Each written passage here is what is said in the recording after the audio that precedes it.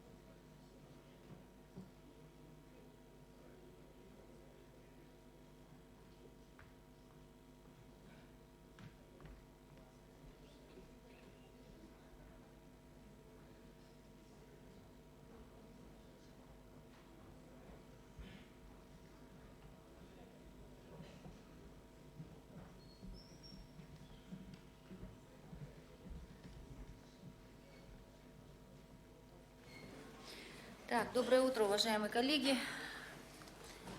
Пожалуйста, Александр Васильевич.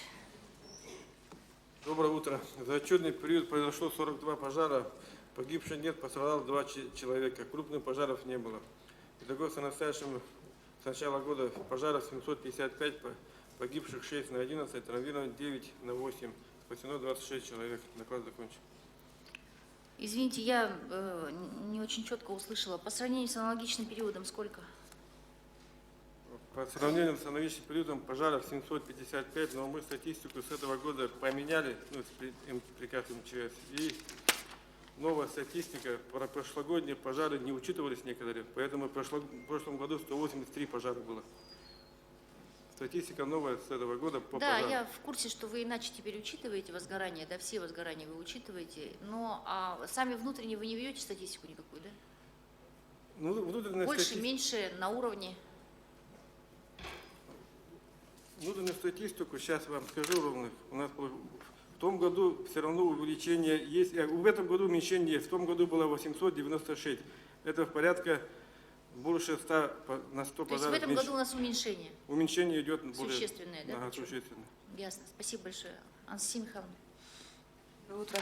Всего за прошедшую неделю отделом надзорной деятельности проведено проверок плановых 14, внеплановых 6, ТВ-3, составлено административных протоколов 20, в отношении юрлиц 1 на сумму 150 тысяч рублей, должностных лиц 3 на 18 тысяч и физлицо 1 на 2 тысячи рублей. И предупреждения вынесены в отношении ИП-1, должностных лиц 10, юридических лиц 2.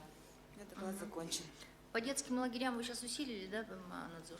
Да, по детским лагерям работают. Хотя они у нас уже практически сейчас все закрываются, но тем не менее, да? Да, на третий сезон у нас остаются только загородных 3, пришкольных 2 и 1 палаточный.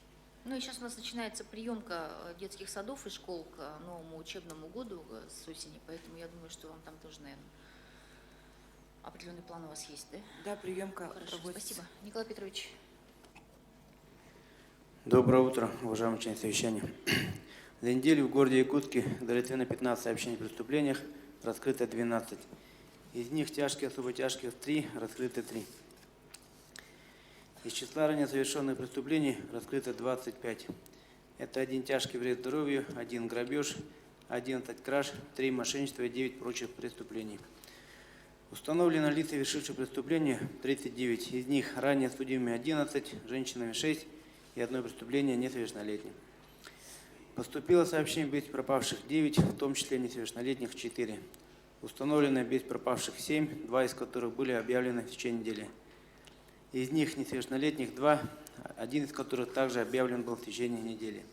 На сегодняшний день остается не найдено 3 несовершеннолетних, 1 состоит на учете, ранее уходил 2, ранее не уходили, на учете не состоят, но находятся на телефоне, с родителями с нами разговор ведут.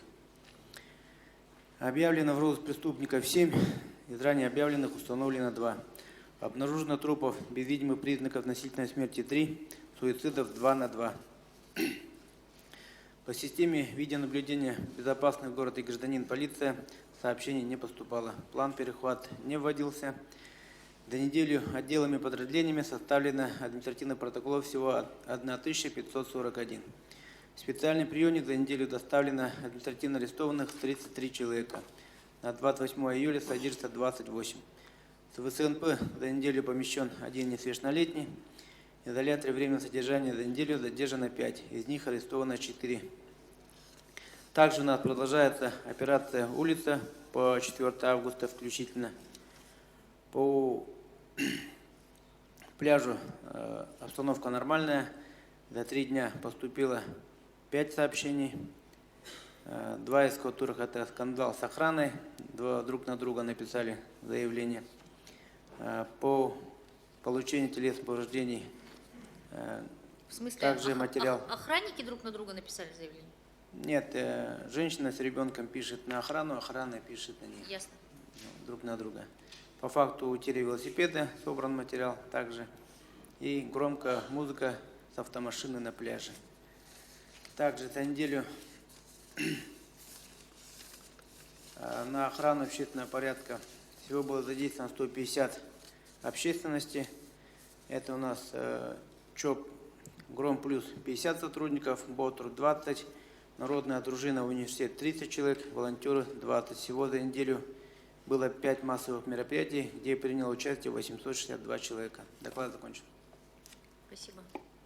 Пожалуйста. Доброе утро, уважаемые участники совещания. За истекшую неделю оперативная обстановка на объектах транспортного комплекса города Якутска оставалась стабильной. На территории оперативного обслуживания управлением проводятся мероприятия «Путина-2019». За истекшую неделю зарегистрировано 6 преступлений. За административное правонарушение в дежурную часть доставлен 101 гражданин.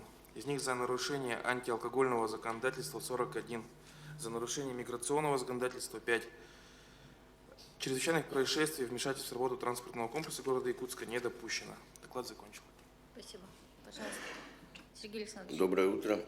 За прошедшую неделю зарегистрировано 4 дорожно-транспортных происшествия, в которые 8 человек получили травмы различной степени тяжести. За данный период было составлено 1229 административных материалов, из них 61 материал по управлению транспортом в состоянии алкогольного опьянения.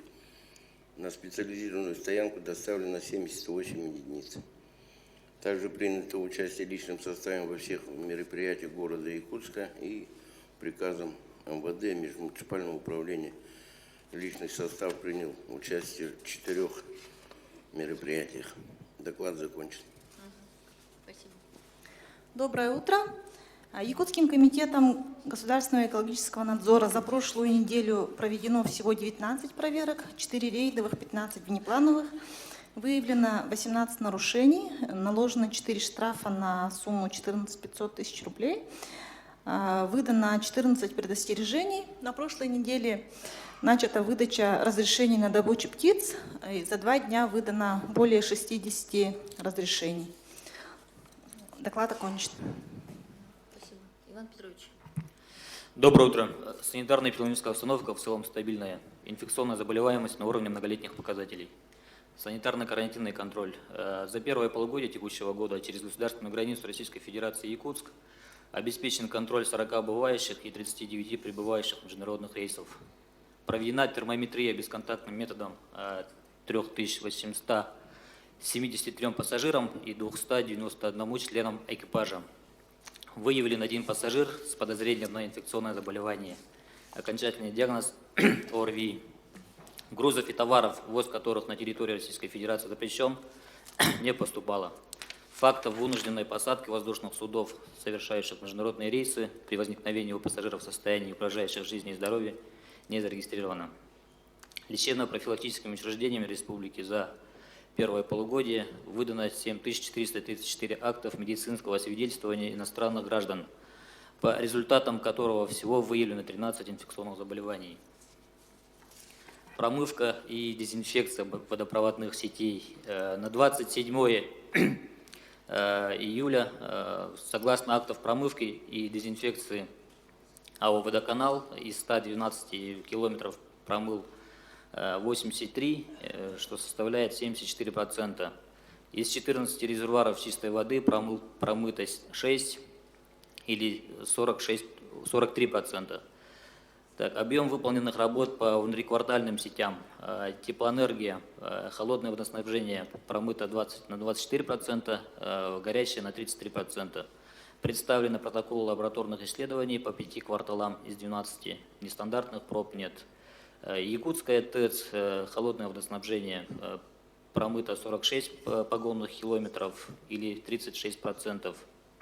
Горячее водоснабжение 26 погонных километров или 36%. Представлены протоколы лабораторных исследований воды по микробиологическим показателям 13 и 17 завершенных. Принято участие в выездах совместно с ИГХ по контролю за промывкой и дезинфекцией магистральных сетей водоканала и Якутской ТЭЦ в ночное время. Так, летняя кампания. В городе на сезон летнего отдыха было выдано 81 санитарно-эпидемиологическое заключение на летние лагеря. На сегодня с нарастающим итогом проверено планово и внепланово 19 лагерей, из них 13 лабораторно-инструментальными исследованиями. В ходе проведения мероприятий по контролю в 10 лагерях выявлены нарушения санитарного законодательства. Нарушения носят устранимый характер и отмечаются при организации питания и содержания территорий. Выдано 10 предписаний об устранении нарушений, составлено 19 протоколов об административном правонарушении, вынесено 15 постановлений на общую сумму 78 тысяч рублей. Так, за неделю административная практика вынесена 22 постановления, 9 из них предупреждения, 13 административного штрафа на общую сумму 94 тысячи рублей. Дезинсекционные и дератизационные мероприятия в многоквартирных домах. За неделю привлечено 3 управляющие компании к административной ответственности за отсутствие мероприятий и представление данных услуг ненадлежащего качества. Доклад закончен. Спасибо, Иван Петрович. Мы на этой неделе будем собираться по детским площадкам, по скотомогильникам. Следующее совещание, ну, может быть, объединим, я повестку, когда утвержу, вам скажу, да, по свалкам, особенно пригородные несанкционированные свалки, и по городским и пригородным кладбищам. Есть там у нас проблема, прошу принять участие. Хорошо, принято. Так, хорошо, административная комиссия. Доброе утро. На прошлой неделе всего составили 43 протокола. Из них промышленный 20, автодорожный 5, Марха 5, админкомиссия 5, Сарский 3, строительный 3, Губинский 1 и центральный 1. Из них по 6.9, то есть по размещению торговых объектов без разрешения 20, по 6.25, то есть по уборке территории 16, по 3.5, то есть по нарушению тишины и покоя граждан 5, по 6.19, то есть по афишам и объявлениям 1, по 6.26, то есть по земляным работам 1. Всего предписаний за неделю вынесено округами 48, из них в отношении управляющей компании 18, исполнено 32 за неделю. Всего за год вынесено 1716, из них исполнено 1509, не исполнено 207 предписаний. На прошлой неделе на заседании рассмотрено 108 дел, из них предупреждений 19, прекращено за отсутствие состава 4 дела, наложено штрафов по 75 материалам на сумму 915 тысяч рублей. У меня все. Так, по этим 200 с лишним неисполненным предписаниям, какова причина неисполнения, что собираетесь делать? Причина неисполнения отсутствие, я считаю, отсутствие контроля со стороны лиц, которые выносят предписания. Отсутствие контроля. Так, управы. Значит, соответственно, с административной комиссией разберите эти все 200 с лишним случаев неисполнения, и по каждому надо принять решение до конца недели. Феликс Александрович мне доложить. Yes. И совместно, Светлана Николаевна, здесь вы, Василенко? Да, совместно вот по линии вашей комиссии, постоянно действующей по борьбе с нелегальной торговлей, да, значит, необходимо вновь начинать рейды по проверке онлайн-касс. Не у всех есть онлайн-кассы, хотя должны быть. Напоминаю, с 1 июля этого года все, кто использует наемный труд или торгует не своими товарами или оказывает услуги посредством найма какого-либо персонала, должны иметь онлайн-кассы. От наличия онлайн-касс освобождены только индивидуальные предприниматели, которые продают собственную продукцию собственного изготовления, значит, и осуществляют услуги без найма людей. Все остальные должны иметь онлайн-кассы. И опять люди начинают жаловаться, что у нас нет ценников, особенно вот овощные ларьки вот эти вот. Поэтому, значит, по линии комиссии эту работу надо возобновить. Спасибо. Управление муниципального контроля. Доброе утро. За текущую неделю рассмотрено 12 обращений граждан и 12 обращений юридических лиц. С Департамента земельно-имущественных отношений поступило 49 обращений, с правового департамента 12. Правовой будем рассматривать эту неделю обращения по исполнению судебных решений по самовольным постройкам. АЗО 35. Итого за прошедшую неделю 132. Проверка по соблюдению земельного и жилищного законодательства проведено 8. Штрафов, нарастающим за текущий год на сумму 180 тысяч рублей по 14 обращениям. Остальные пока в работе. Кратко все. Анна Николаевна, начните делать такую же таблицу, вот как делает управление административной комиссии. Поняла. Сколько чего по направлениям: земельный контроль, жилищный контроль, там, муниципальный финансовый, по всем направлениям, значит, нарастающих. Хорошо, спасибо. Управление дорог.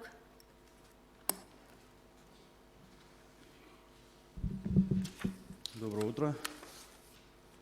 На прошлой неделе на комиссии безопасности дорожного движения рассмотрели ряд обращений по изменению дорожной разметки с 1.3 на 1.7. Это в частности по улице Ярославского, по улице Дзержинского, Богатырева и Аюнского. По некоторым улицам нам пришлось отказать, ввиду того, что у нас там имеется место концентрации дорожно-транспортных происшествий. Ну и в частности по улице Ярославского мы 2 примыкания согласовали на то, чтобы перерисовать на прерыве. Какие участки по улице Ярославского люди просили? Это 21/1 и Ярославского 8. По Аюнского мы отказали возле Юности, так как там у нас имеется аварийно опасный участок при выезде. И по Кулаковского возле КФН также отказали, так как у нас там также имеется наезды на пешеходов. По нацпроекту. Так, подождите, по разметкам дорожным. Мы с вами разговаривали, пожалуйста, значит, вот дорожные разметки, если таковые имеются около школ, а они есть. Просьба до 1 сентября в срочном порядке рассмотреть, где это возможно, без ущерба для безопасности дорожного движения. Эти разметки надо тоже отпускать. Принято. Хорошо, потому что 1 сентября у нас будет коллапс в городе. Так, хорошо, давайте по дорогам. По нацпроекту все работы идут согласно календарного графика. Ну вот, я вам положил динамику, где что изменилось.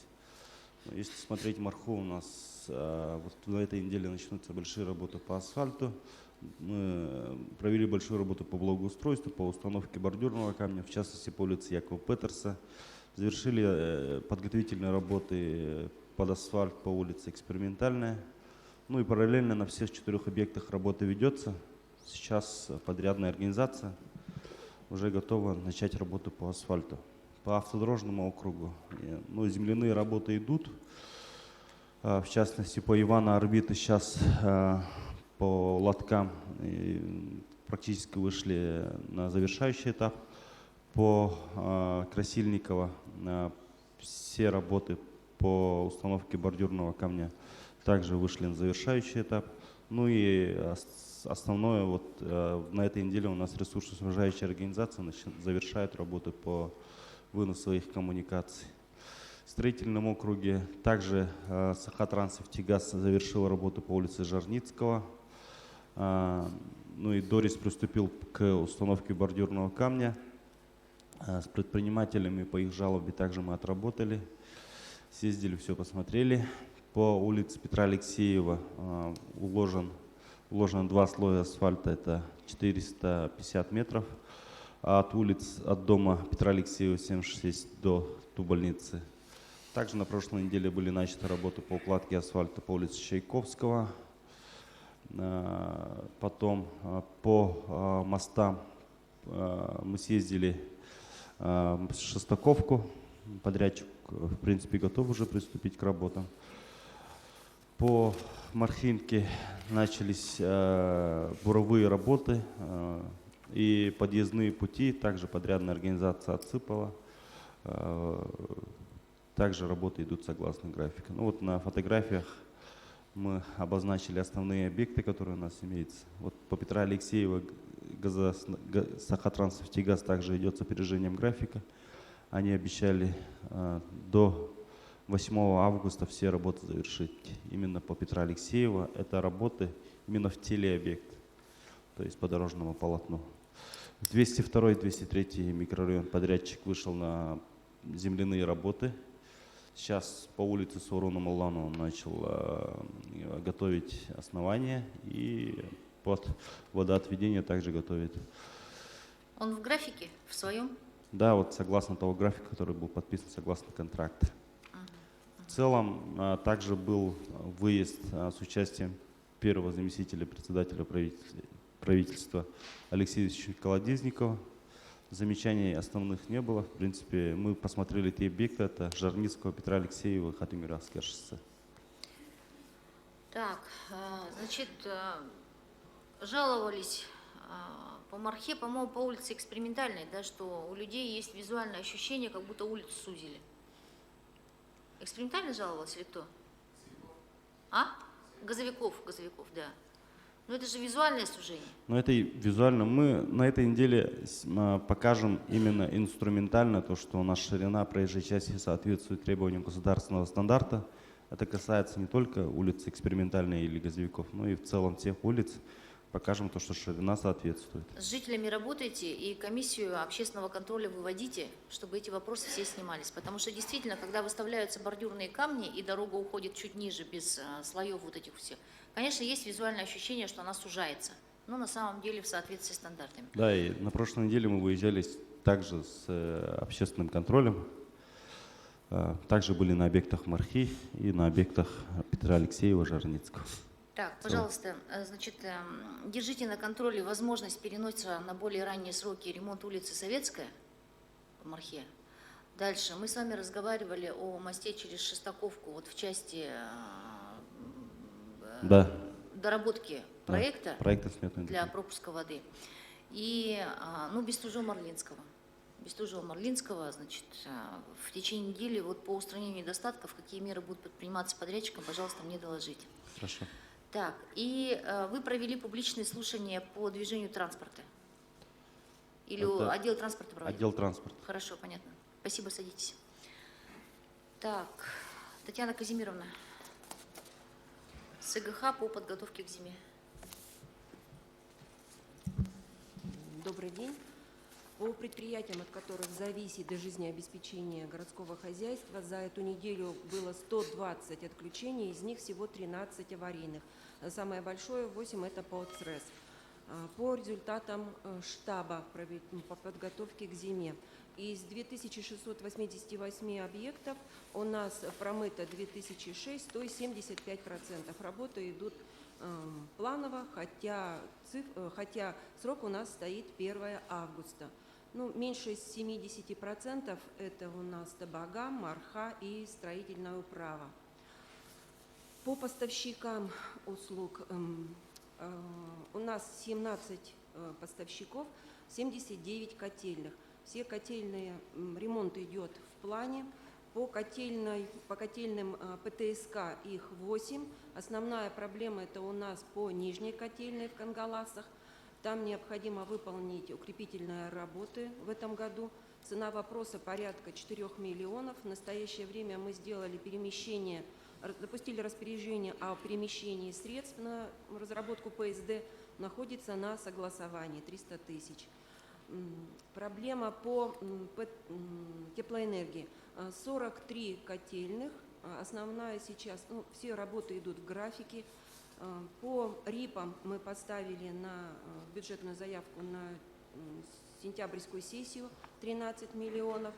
И проблема стала по признанию бесхозяйными сетями по 16 объектам сетей электроснабжения. В том числе здесь 3 подстанции и 2 кабеля высоковольтных. В этих целях мы направили в адрес ЦРЭС график осмотра. Он был ими сорван. 16 числа мы должны были проехать. И на этой неделе они обещали нам дать официальный ответ в этой части. По объектам социального назначения. Проблемы стали это по управлению образования. Здесь задолженность большая, более 5 миллионов перед поставщиками. По объектам управления культуры проблема была озвучена по Дому культуры Чичир. Здесь в 2016 году данный объект был введен в эксплуатацию, но до настоящего времени не запущена система вентиляции. Заказчиком выступал Главстрой. И по этой причине в этом году теплоэнергия не выдаст справку готовности объекта. По фонду капремонта на этой неделе на штабе было озвучено о том, что 4 объекта, по которым не проведены, не состоялись конкурсы, это из 55 объектов, повторных конкурсов проводиться не будет. Кроме того, информацию довел фонд по работе, претензионной исковой работе по своему подрядчику. Это спецмонтаж, который в прошлом году по 3 контрактам выполнял работы по 14 нашим объектам. Работы выполнены с ненадлежащим качеством, контракты они расторгли, но проблемы остались. Ну, на слуху, например, автодорожная 28/15 и Ярославская 30/1. Работа ими в этом направлении ведется. По деятельности СГХ у нас на прошлой неделе по большим нашим контрактам было 4 жалобы в УФАС, по 2 было рассмотрение на прошлой неделе, жалобы отклонены, 2 на этой неделе. Все остальное у нас в режиме. И Так, по КНС в автодорожной.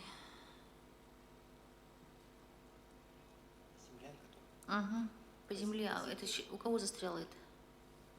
Да. Не можете запустить КНС на автодорожной, 13 там с дробями, да? Да. Значит, там земельный вопрос. Земельный вопрос. Да. У кого сейчас находится этот КНС? АЗО? Вопрос, у кого находится по земле? Это автодорожная 28/15 с дробями дальше. У кого? Агентство земельных отношений. Вы или ДИЗО? Вы кому документы передавали? Что? На контроль возьмите, пожалуйста. Это подготовка к зиме, это необходимо срочно сделать. Так, и ставят вопрос по ремонту бани в Табаге. Да. У нас было рассмотрение ФХД, этот вопрос был поставлен очень серьезно. Ну, отрабатываем. Мы нашли, вернее, были предложены источники. ГРБС наш ДЖКХ должен их рассмотреть. Там 2 300 000 необходимо закрыть, и тогда вопросы по ремонту хотя бы внутренней, за счет внутренних резервов МУП будет проводить сам. Михаил Сергеевич, на контроль возьмите, пожалуйста. Хорошо, спасибо. Спасибо. Так, Якутдорстрой, Александр Юрьевич. Добрый день. Предприятие работает в штатном режиме. Сутками производим полив проезжей части газонов. Порядка 26 единиц техники выходит в сутки у нас в среднем. По ямочному ремонту сольдобетонной смесью у нас выполнение практически 100%, и шли с опережением графика. По санации трещин мы идем также с опережением. На сегодняшний момент выполнено около 50 000 погонных метров, что составляет где-то около 80%. Так, ну и как мы с вами сегодня утром разговаривали, пожалуйста, те улицы, которые сейчас используются при объезде тех улиц, которые ремонтируются, да, ну в частности вот Крестьянская там и прочие улицы, пожалуйста, усиленный полив. Люди очень жалуются, у нас дороги там без покрытия дорожного, и, конечно, для жителей это доставляет хлопоты. И очень много у горожан претензий по поливу деревьев. По Поярково вот люди жалуются, не поливается. Видимо, газоны мы и день, и ночь поливаем. Ну, тем не менее, значит, что принято? Давайте проверим вместе с СГХ, посмотрим, где у вас там, какие проблемы есть. Хорошо, спасибо, садитесь. Так, управление образования. Доброе утро. По управлению образования неделя прошла в рабочем режиме. Заканчивается у нас летняя кампания.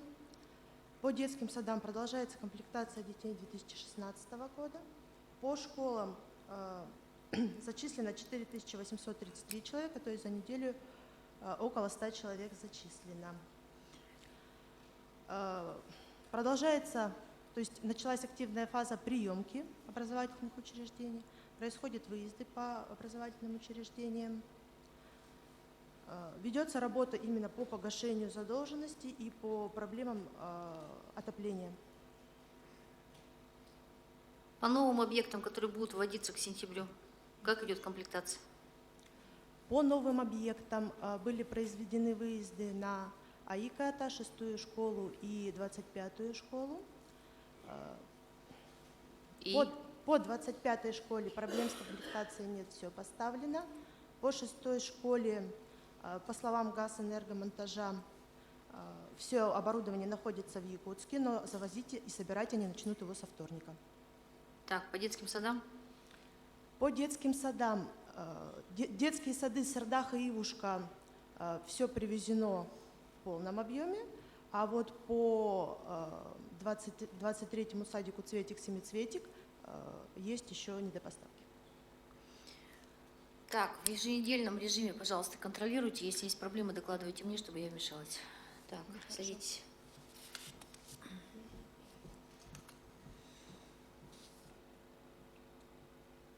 Департамент градостроительства.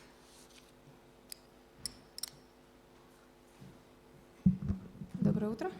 На прошлой неделе департаментом работа проведена в плановом режиме. Принято участие у нас в рассмотрении представлений прокуратуры, в том числе по вопросу сноса здания 29-й школы. Рекомендовано податься на уточнение бюджета на сентябрьскую сессию и осуществить СТОС до конца года. Проведено совещание по вопросу строительства стадиона на местности Юисхатын. Главстроем будет подготовлено техническое задание. И также на сентябрьскую сессию мы будем подаваться на выделение средств на проектирование данного объекта. По вопросу строительства кардиоцентра в городе Якутске ждем подписания договора о сервитуте по земельному участку. На согласование структурных подразделений у нас направлен проект порядка проведения осмотра технического состояния объектов. На этой неделе будем утверждать. Также на этой неделе мы планируем направить в управление муниципальных закупок аукционную документацию по развитию кварталов 2Б и 16. Направлены у нас запросы коммерческих предложений по проектированию стоимости ремонта мостов через озеро Теплое. Также на сентябрьскую сессию на заявку попытаемся успеть и податься. Также на строительную экспертизу планируем направить самовольные объекты по Лизы Чайкина и по Бурнашова. По итогам будет отработано с правовым департаментом. Так, что вы собираетесь с Лизой Чайкиной делать? Строительную экспертизу заказывать по рекомендации прокуратуры. Так, Красильникова строительную экспертизу прошли. Дальше что будет? Новая Якутия, Красильникова 4. Да. На совещании посмотрим, мы соберем совещание на этой неделе, будем принимать решение. Хорошо, да, понятно. по всем самовольным объектам. Так, Семен Афанасьевич, сквер Рыжикова, установка бюста Володи Губина. Садитесь, Дина Михайловна. Сквер Лонгинова, реконструкция площади Победы. Вот по этим вопросам вкратце. Доброе утро. По скверу Губина мы подобрали варианты и представили ответ для рассмотрения. Кому? По конкурсу «Парк Победа» мы сейчас прорабатываем положение. Ну и конкурс, архитектурный конкурс по залогу, мы собрали документы, работы проектные, которые будем рассматривать в жюри 31 июля на этой неделе. Ну, по остальным вопросам у нас по правилам землепользования и застройки провели комиссию на прошлой неделе. Рассмотрели 22 вопроса. Это последняя комиссия у нас до Якутской городской думы. И по проектам планировки тоже провели рабочую группу. Рассмотрели 16 вопросов. Ну и вот эти вот общественные пространства, которые я вам сейчас перечислила, обязательно необходимо взять под карандаш. Вообще, коллеги, значит, что касается ремонта дорог, то в следующем году в первую очередь смотрите улицы, которые носят название героев Великой Отечественной войны. К юбилею эти дороги должны быть приведены в надлежащее состояние. Не то чтобы мы все там в асфальт закатаем, но они должны быть в нормальном виде. Так, по всем, значит, скверам, по всем площадям, все, что связано с памятью воинов, погибших во время Великой Отечественной войны, наших героев, все это необходимо в планы включить. Что-то успеем осенью сделать, что-то успеем до праздника. Ну, в принципе, весь 2020 год будем проводить эти работы. По скверам, да, посвященным героям, у нас есть предложение в концепции Парка Победы. Тоже локально можем организовать отдельно аллеи, рощи, и там же и можем памятники установить. Тут Ну, понятно. прорабатывается Сквер Лонгинова сквер определен в Кульбертинова, другом месте. а сквер Лонгинова, да, на месте. стоит. Деньги народного бюджета потрачены. Там порядка сколько? 3,5 миллиона? Бесин? 4,5 миллиона потратили на кованые ограждения, на часы. Это в каком году еще вы здесь заготовили? В прошлом году. Заказали, все изготовили. Теперь архитекторы говорят, это не вяжется с архитектурной композицией, и поэтому 4,5 миллиона вроде как потрачены впустую, хотя заказывали для сквера Лонгинова. Ну, там, кроме конструкций, которые были выполнены в прошлом году, не определены источники финансирования на вертикальные планировки и на строительные работы, строительно-монтажные работы. Получается, изготовлены конструкции, которые надо там на месте располагать. Ну, кроме этого, еще по бюсту не определены источники. Ну, кроме этого, там еще с энергетиками надо, видимо, решить по сносу дома. Вы обесточили этот дом? В работе. Так, давайте-ка мы буквально завтра по скверу Лонгинова соберемся. Затянули вы что-то все. У каждого свое мнение, и теперь вам и конструкции не подходят, и планировку вам сделают. Чем занимались целый год? Завтра, коллеги, давайте соберемся, обсудим. Все, садитесь, пожалуйста. Так. Значит, у нас в муниципальном казенном учреждении «Главстрой» назначен новый руководитель. Прошу, значит, Алексей Михайлович Варламов. Встаньте, пожалуйста, покажитесь коллегам. Значит, начинал свою трудовую деятельность в акционерном обществе «Восток-Техмонтаж» в качестве мастера строительного участка. Затем работал здесь у нас в окружной администрации, в дирекции по ремонтно-восстановительным работам. И затем 15 лет, вот до перехода в окружную администрацию, работал в службе государственного заказчика при правительстве Республики Саха-Якутия в должности заместителя генерального директора. И, значит, вот перевелся к нам руководителем муниципального казенного учреждения «Главстрой». К планерке есть что сказать? Вошли в курс дела? Ну, давайте на следующей неделе тогда. Хорошо. Так, департамент жилищных отношений. Также у нас назначен новый руководитель. Александр Владимирович Новолоков. Ну, вы все его знаете, он в течение года работал заместителем директора департамента жилищных отношений. До этого работал в службе судебных приставов, работал руководителем одной из управляющих компаний, был заместителем директора агентства по развитию территории, поэтому городское хозяйство и жилищное хозяйство знает не понаслышке. Планерки есть что у вас, Александр Владимирович? Добрый день. Департамент жилищных отношений подготовил 4 заявки на приобретение 158 квартир для детей-сирот на сумму 360 миллионов рублей. Этот вопрос у нас стоит на контроле. В этом году мы первый раз столкнулись с тем, что есть ограничения по закону, и теперь мы можем приобретать только 25% от общего количества квартир в доме. Но с застройщиками работа проведена. Как бы есть застройщики, которые изъявили желание участвовать в этих аукционах. Будем надеяться на положительный исход этого дела. Поступило у нас 333 обращения граждан и юридических лиц в Департамент жилищных отношений. Также нами было проведено заседание общественной жилищной комиссии, где рассмотрено 61 дело по постановке граждан на учет как малоимущих, нуждающихся. И департаментом продолжается работа по принятию заявок по программе обеспечения жильем работников бюджетной сферы. Граждане продолжают. Пока на сегодня все.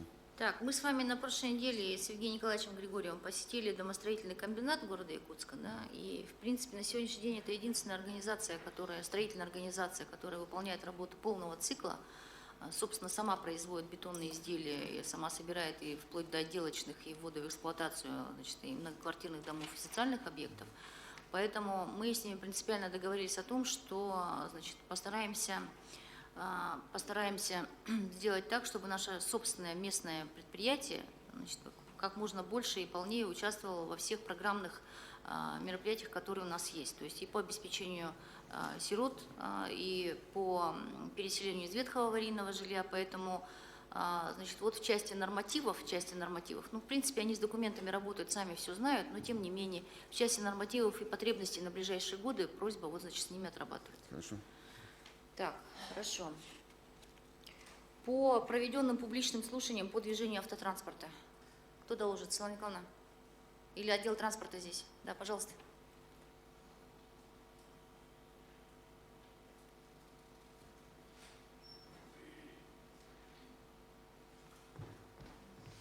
Нет, ну я-то хотела отдел транспорта заслушать, а не Сергея Николаевича. Сергей Николаевич сейчас, как всегда, будет все хорошо.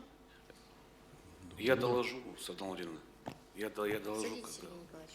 Так, Андрей Владимирович, значит, Шарыгин, Центральная диспетчерская служба, пожалуйста, исправьте все эти перебои с программой «Умный город».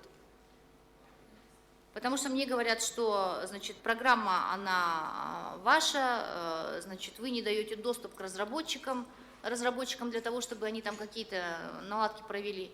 Там что происходит у вас? В результате страдают люди. Табло не работает или показывает не актуальную информацию. Программа «Умный транспорт», она на этой неделе заработает 100%.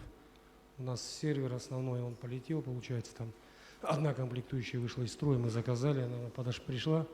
То есть на этой неделе мы запустим программу. Что касается табло, там у нас, получается, отвечает другая организация, которая выиграла, насколько я знаю, конкурс. То есть мы к этому отношению. Ну, эти вопросы надо снять, Михаил Сергеевич, что программа принадлежит одному, обслуживает ее другой, значит, а контролирует программу третий. Ну, может быть, есть в этом какой-то смысл, но тем не менее, в конечном итоге смотрите, чтобы для людей это проходило максимально безболезненно. Садитесь. Так. Марха. Доброе утро. По благоустройству, значит, у нас заключен муниципальный контракт с ООО «Туймада». Это ремонт грунтовых дорог. На той неделе они завершили улицу Лесную 800 метров, Заречную 500, Молодежную 500 метров и Якутскую 400 метров. На этой неделе будет у нас приемка. То, что касается грейдирования, в пятницу мы заключили еще один муниципальный контракт отдельно на грейдирование с подсыпкой. Туда будет входить порядка 31 километра улиц внутриквартальных дорог. Сколько дорог это по объектам? Так, получается 42 объекта, 45 объектов это будет, 45 улиц. 45 улиц в Мархе вы нынче будем приведете грейдировать. в какое-то То есть у нас были как бы средства, еще сейчас добавили. Ну и сразу, в принципе, постарайтесь своими силами, как можете, сделать водоотведение. Ну, водоотведением, да. Мы сейчас занимаемся вплотную.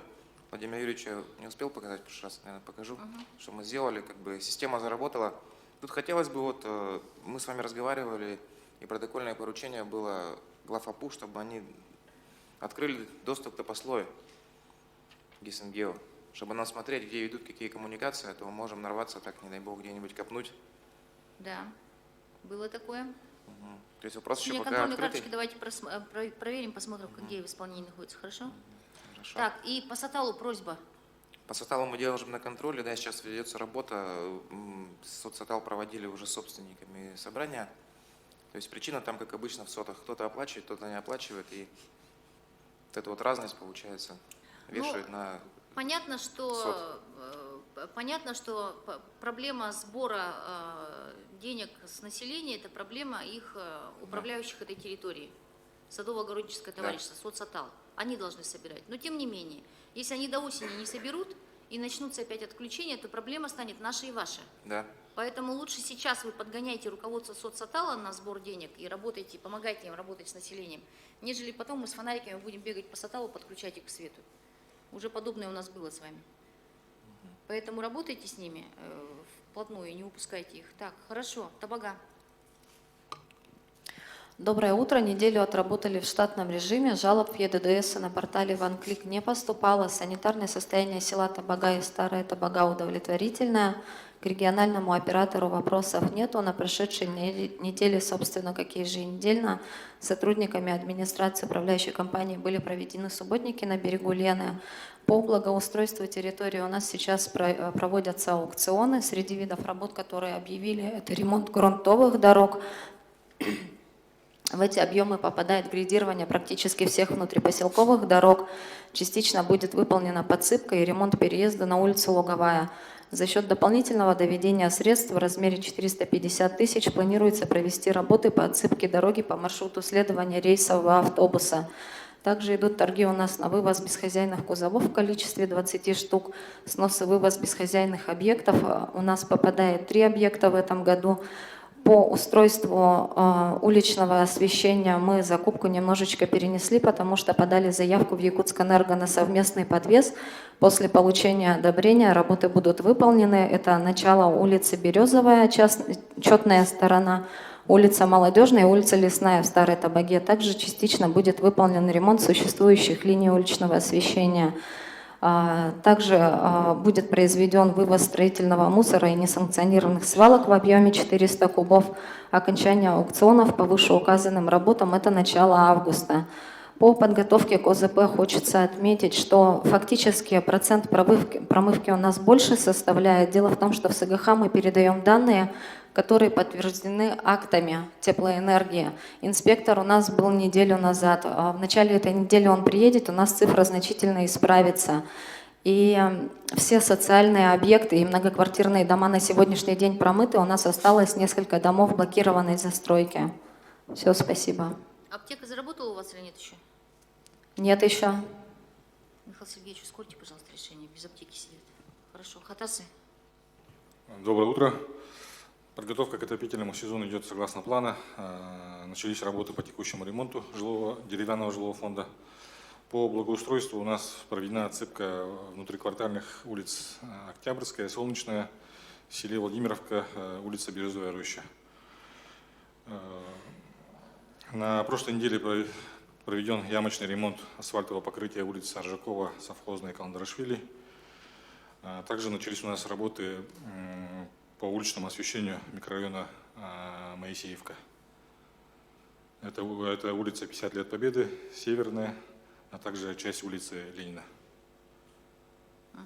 Вкратце все. Хорошо, спасибо. Так, Губинский. Аил Семенович, я посмотрела Ленина 6, общежитие вот это вот. Но это просто, конечно, ужас. Это просто ужас. Вы давно там были? В пятницу, да, выезжали, до этого тоже смотрели, осмотр делали, получили... Управляющая компания кто у них? Управляющая компания ЖКХ Губинский обслуживает с 2017 года, получили от подрядчика пояснение, объяснение и гарантийное письмо. Ну, объясняясь тем, что на первом этаже все собственники имеют отдельный туалет у себя, и по их требованию данный туалет был закрыт. Ну как они закрыты? Вы же видели там какой погром. Ну да, открыто сейчас, но каждый, как бы вот, там порядка 170 комнат, там 3 выхода, входа. В выходные дни там начинается всякие разные нарушения. В конце мая мы управляющую компанию наказывали через протокол, был оштрафован на 50 тысяч рублей. ЖКХ Губинский несколько раз изъявлял, как бы говорил, что отказывается от данного дома, потому что данный дом проблемный, там имеется долг 4,5 миллиона. Но сейчас в данный момент получили гарантийное письмо, что до 9 августа все эти наши предписания, все эти нарушения исправят. Установит унитаз, раковину, смеситель, произведет уборку, все. Ну, наверное, надо с жильцами все-таки вам общее собрание делать. Никто из нас с улицы не заходит, там на Ленина 6 этот бардак не устраивает. Это или сами жильцы, или те, кто там, значит, арендует это жилье, либо их гости. Правильно? Это же не мы с вами делаем это все на Ленина 6. Поэтому надо же общее собрание сделать и все-таки решать, есть у них там совет многоквартирного дома или нет. Пусть скинутся там по 50, по 100 рублей, консьержку себе наймут для осуществления порядка, видеокамеры поставят, но так же тоже жить нельзя. Потому что инициатива самих жильцов, она тоже должна быть. Правильно, Аил Семенович? Да, мы несколько раз собрание делали, но консьержа там 3 входа получается. Установить, посадить консьержу, там как бы вот не представляется возможным. Ну, сейчас веб-камеры, видеокамеры очень недорогие, в принципе. Каждому на телефон можно поставить, посмотреть, это не проблема. В общем, надо как-то решать вместе с жильцами, потому что сейчас мы один раз это все в порядок приведем, силами управляющей компании, может, ваш там какой-то персонал выйдет, там дворники помогут, да? Но это же все равно будет продолжаться. Ну, в свое время, Сальдана Владимировна, там в свое время был опорный пункт милиции, но когда милиция перешла в полицию, согласно федеральному закону, там опорный пункт убрали. Более того, от окружной администрации была помощь по опорному пункту, там вплоть до питания. Вот, была Там очень какая-то много порядка. арендуемого жилья, поэтому вместе с юристами посмотрите, как это вообще должно быть. Хорошо. Поэтому там порядка и нет. Так, остальные управы, значит, готовимся к отчету в следующий раз. Пожалуйста, Наталья Романовна. Доброе утро, коллеги.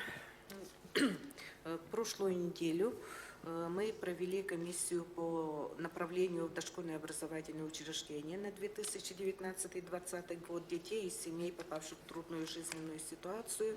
Это дети из многодетных семей, молодых семей студентов и одиноких матерей. Так, в общем, мы поддержали всего 45 заявок. 2016 года рождения 26, 2017 года рождения 18 и одного ребенка 2018 года рождения. Ребенку к 1 сентября исполняется год и 7 месяцев. Мать одна осталась, отец погиб в этом году. Так, дальше проведено ряд рабочих заседаний по проблемным вопросам объектов образования, в том числе и с выездом. АИК-ГАТА, 6-я школа, 25-я школы. В АИК-ГАТА по предварительному осмотру пожарной инспекции требуется установка межкоридорных перегородок. Поставщик «Газэнергомонтаж», они сами это установят. В 25-й школе подобную работу они уже провели. В 6-й школе весной произошла протечка. Эти работы они сейчас проводят, то есть устраняют. Так, дальше. По рабочее совещание мы проводили по предоставлению жилья детям-сиротам. Предварительно до конца 2019 года мы ожидаем дополнительные еще квартиры. В общем количестве 92 квартиры. Это до конца 2019 года. У нас на очереди за 2018 год всего состоят 186 граждан детей-сирот. И в 2019 году 262. Вкратце все. Спасибо. Евгений Николаевич. Доброе утро. На прошлой неделе отработали в плановом режиме, приняли участие на совещаниях у первого заместителя председателя правительства, у заместителя председателя правительства Бычкова и Колодезникова. Было совершено 3 объезда в рамках национального проекта по безопасным качественным дорогам. Как доложился Валерий Федорович Дом, это все у нас в графике, все нормально по дорогам. Значит, по совещанию у Бычкова по совместной деятельности в рамках реализации проекта 17-го квартала проведены рабочие встречи с Республиканским ипотечным агентством по консолидации наших сил в рамках реализации этого проекта. Значит, на этой неделе запланирована встреча с застройщиками в рамках проводимых работ в строительный сезон 2019 года. Вкратце все в плановом режиме. Спасибо, Николай Сергеевич. Доброе утро. Прошлая неделя для финансово-экономического блока была достаточно насыщенная. Было несколько публичных мероприятий. Кроме того, у нас на прошлой неделе работало выездное совещание в МГИ, Министерства экономики. Но, тем не менее, на прошлой неделе мы провели заседание кредитной комиссии. На заседании кредитной комиссии рассматривалось 2 обращения. Первое обращение – это ООО МСЗ РТ. Они попросили продлить срок муниципальной гарантии до конца года. В данном случае мы приняли положительное решение. И второе обращение было обращение ФПК Якутия. Они попросили предоставить муниципальную гарантию в текущем финансовом году на 100 миллионов рублей. Нами комиссионно было принято отрицательное решение, потому что это повлияет на рост муниципального долга. Кроме того, то имущество, которое предлагает ФПК Якутия в части регресса, оно не совсем ликвидное. Также на прошлой неделе нами организовано и проведено совещание по исполнению бюджета. Все ваши поручения взяты на контроль. Департамент финансов за исполнением контролирует. По бесплатному проезду школьников с 5 по 12 класс, в данном случае мы собирались, рассматривали несколько вариантов. На текущий момент пока остановились на варианте бесплатного проезда молодых горожан с 5 по 12 класс из многодетных малообеспеченных семей. Расчеты мы подготовили. На этой неделе мы вам отправим. Сумма здесь варьируется в зависимости от количества поездок в день. Именно многодетных малообеспеченных, Да. не просто малообеспеченных? Именно многодетных малообеспеченных. Ну, объясните потом расчеты, ладно? Хорошо. Также на прошлой неделе провели мы рассмотрение, представление и заключение по проверке контрольно-счетной палатой МУП аптеки Якутска. Даны определенные поручения департаменту имущественных и земельных отношений, установлены контрольные даты. Мы планируем, что все недочеты в работе, которые были выявлены, МУП аптеки исправят до начала сентября. На прошлой неделе мы также провели час контроля по структурным подразделениям, которые находятся в финансово-экономическом блоке. В первую очередь мы проводили этот час контроля в рамках того, чтобы наши структурные подразделения вовремя, грамотно, правильно отвечали гражданам на их обращения. В пятницу прошли публичные слушания по маршрутам движения автобусов. Было рассмотрено порядка 8 вопросов по изменению маршрутов. В первую очередь, конечно же, самый большой вопрос был это по 9 маршруту. По 9 маршруту новая схема, предложенная нами, горожанами, была утверждена. Здесь я хотел бы еще раз повторить, что почему мы меняем схему. Мы пытаемся совместить интересы горожан в движении данного маршрута остановки с интересами предпринимателей, потому что мы понимаем, что если маршрут не окупается, то и предпринимателю, естественно, ездить по данному маршруту невыгодно, поэтому от этих маршрутов они начинают отказываться. Но, тем не менее, схема выработана, и начиная с 1 августа уже по новой схеме маршрут будет ходить. Интервал движения мы установили 30 минут. По всем остальным маршрутам было принято отрицательное решение по изменению схем движения, потому что там это связано, к примеру, с незаездом на 18 маршрута на Прометей. Естественно, горожане от этого отказались, и мы в этом плане также солидарны. И, к примеру, перенос 2 маршрута на проспект Ленина, в чем мы тоже сошлись на мнение, что не стоит этого делать, и что проспект Ленина... Мы сейчас работаем над тем, чтобы проспект Ленина разгрузить от нескольких автобусных маршрутов и пустить их по улице Ярославского. Кроме того, горожане на публичных слушаниях говорили о навесах, остановках, туалетов для водителей. У нас на публичных слушаниях присутствовал один из руководителей управления дорог. Все эти вопросы они записали и в течение нескольких месяцев будут решать, и будут эту информацию об исполнении они горожанам направят.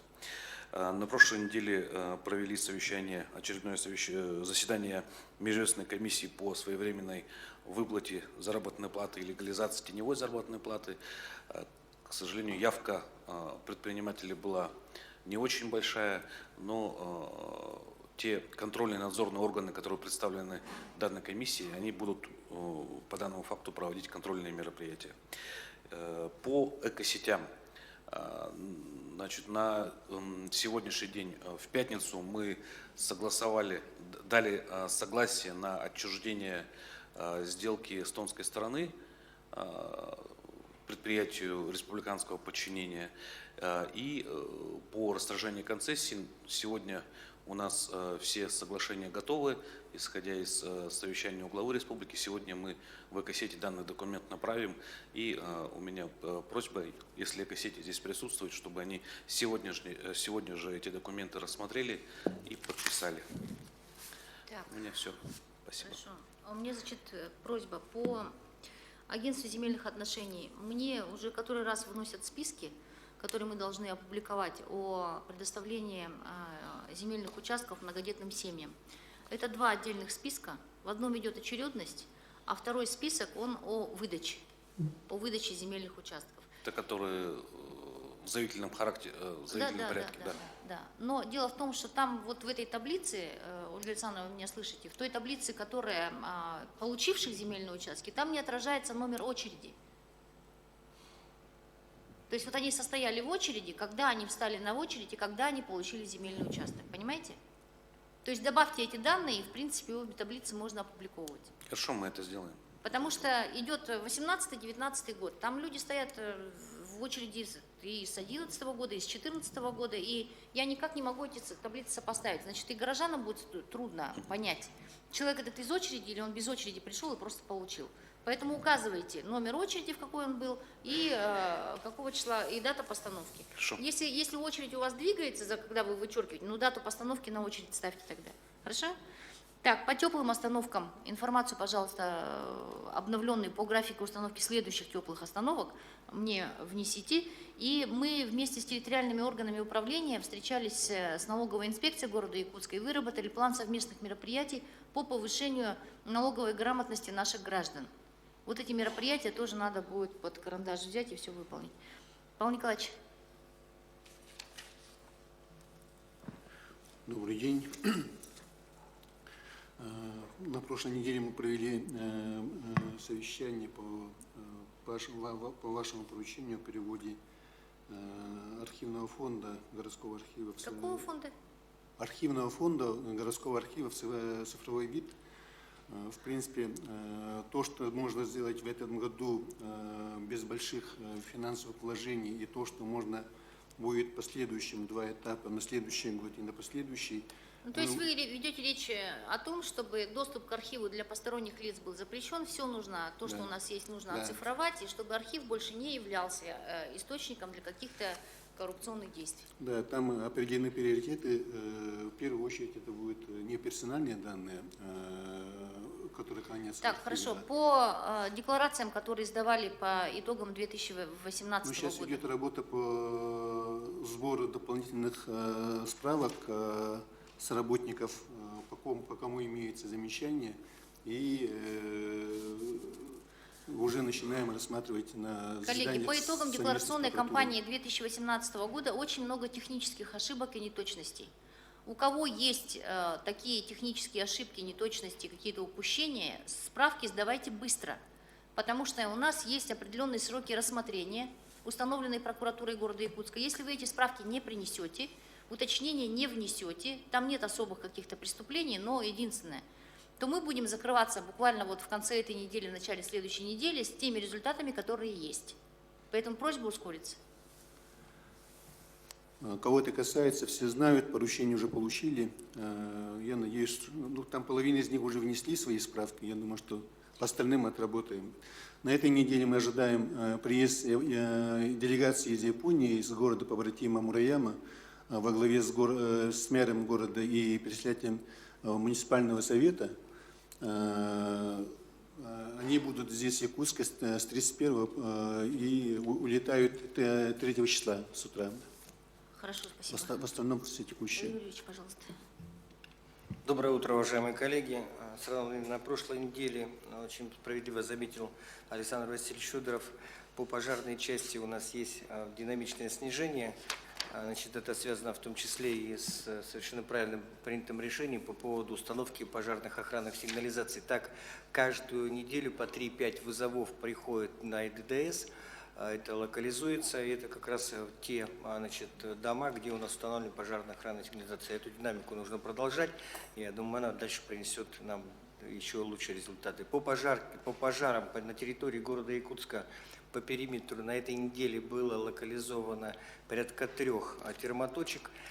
Тот дым, который был связан с жаркой погодой, который, значит, в середине недели наблюдался в городе Якутске, это дым не от наших пожаров, это Мегино-Кангаласские, Улус и, значит, район Синск, это, значит, там 3 точки есть, значит, тоже горит, этот дым был со стороны южного ветра, значит, оттуда были. Поэтому по территории города Якутска на этой неделе особых термоточек и глобальных таких не было. И что сегодня ночью загорелась у нас свалка, вернее, вчера в Магане она потушена, и там сегодня караулины проходят. Я думаю, до конца дня этого мы с ней разберемся. Что касается ОЗП, на прошлой неделе у меня была встреча с Колодезниковым Алексеем Засимовичем на совещании в целом общем по республике. Город Якутск подготавливается к зиме надлежащим образом, замечаний не было. Мы на сегодняшний день более 80% подготовили. Татьяна Казимировна скромничает 76,2, но по факту на сегодняшний день на 25-е было 76,2, и Виктория Константиновна совершенно правильно замечает, что мы не выехали еще с теплоэнергии на Мархум, где у нас инспектора не успевают, в том числе не уезжаем, значит, на пригородные территории. Поэтому я думаю, до конца этой недели более 80% мы промоемся. У нас есть небольшая проблема, но она в целом многолетняя, накопившаяся, это по ВДГО. Значит, порядка 30-40 домов еженедельно у нас по плану, значит, отключается Сахатранснефтегазом, и связано это с истекшим сроком эксплуатации. Но, значит, динамика положительная имеется. У нас составлены графики встречи с жителями по городу Якутску, разъяснение ситуации. В управах есть ответственные работники, эти графики у нас на руках, и мы периодично, значит, сверяемся, как ведется ввод. Значит, в общем и целом в городе Якутске 642 дома, которые подлежат, значит, проведению технического диагностирования.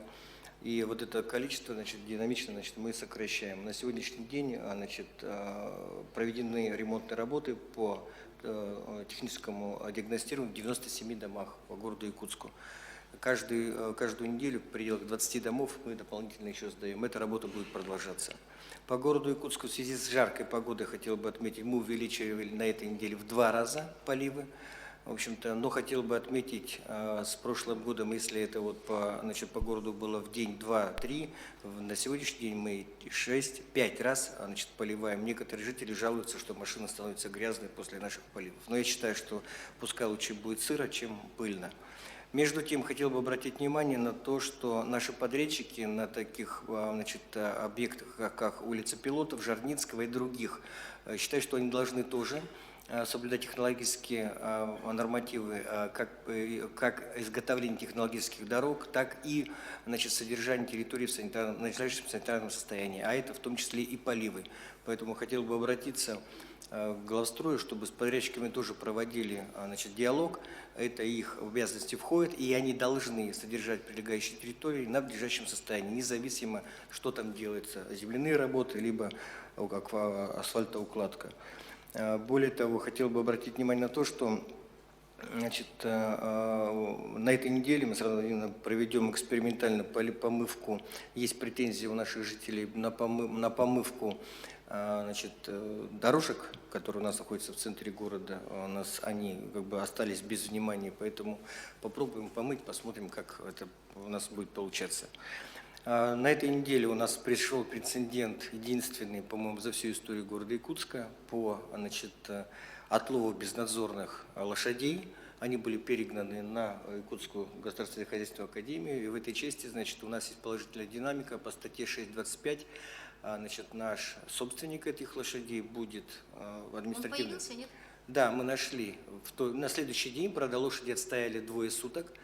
Значит, ну, я считаю, что это совершенно неправильно, причем это со скандалом все было, но тем не менее мы своего достигли и, значит, собственнику передали лошадей и зафиксировали. Более того, их было несколько собственников, табун стоял из нескольких собственников, и это хатасские, в основном жители поселка Хатас. Будем дальше динамично в этой значит, методикой работать и отработаем, значит, по делегированию вот этих вот, на самом деле, простых мероприятий, которые не имеют никаких глобальных затрат по перегону лошадей с территории города Якутска, значит, на так называемые пункты передержки.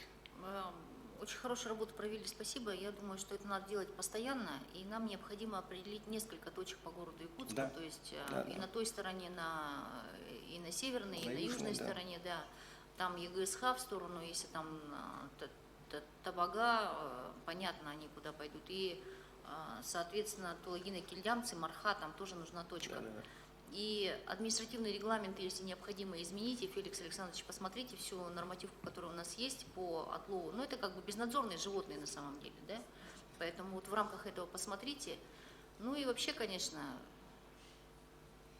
Есть идеи, мы знаем их номера, то есть у них есть определенная маркировка, значит, Но в любом случае лошади не должны безнадзорно ходить по улицам города Якутска, потому что это очень опасно.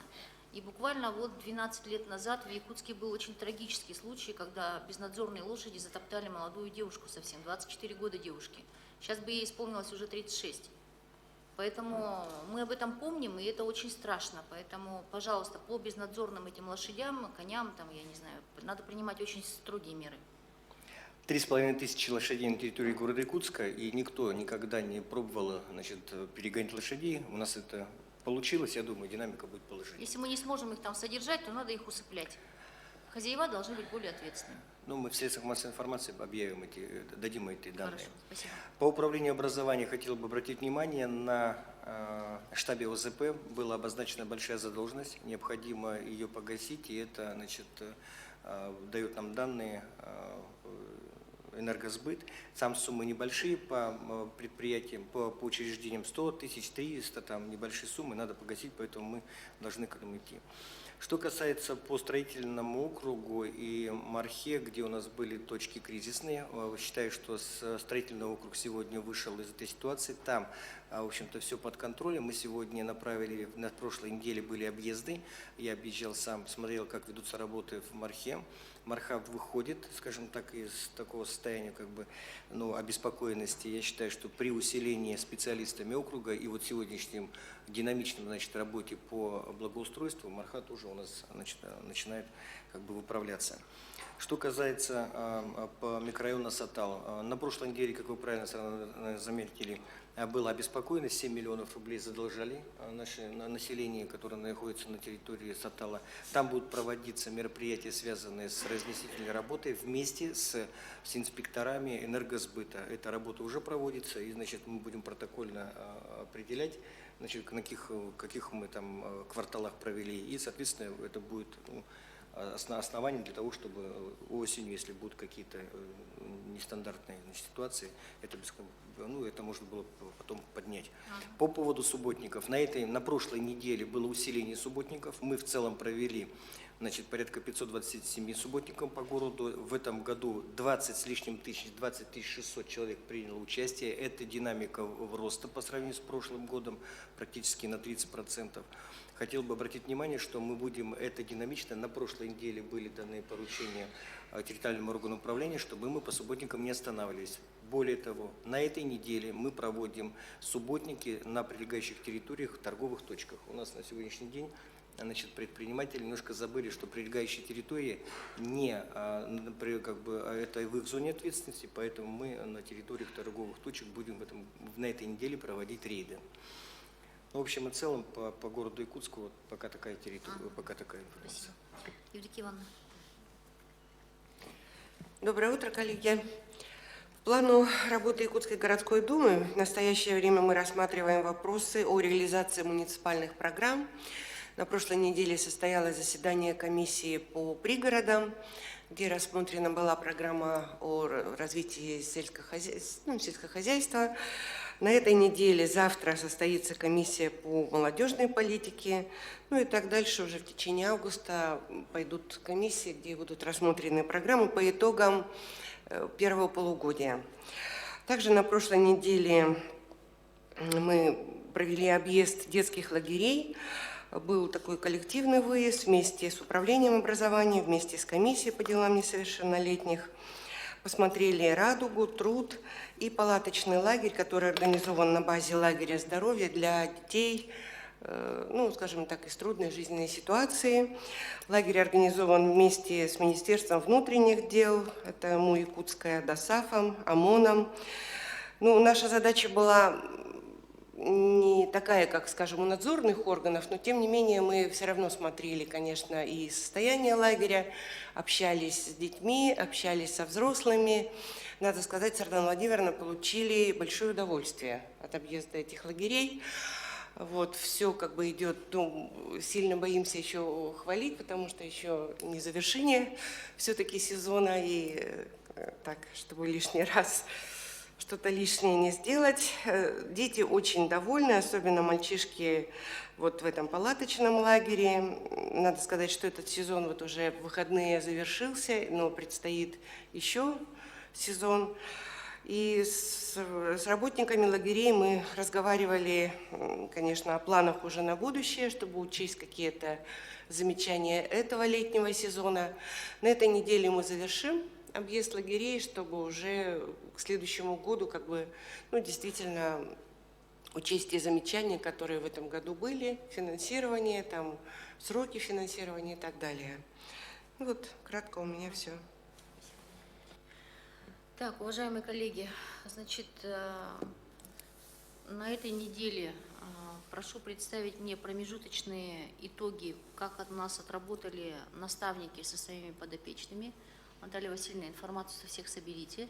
Значит, как вы помните, у каждого работника мэрии, у каждого руководителя, а у некоторых и по два даже, есть подопечные, которые состоят на учете, значит, в комиссии в инспекции по делам несовершеннолетних. Как они проводят лето, как они собираются проводить август месяц. Необходимо это все проверить.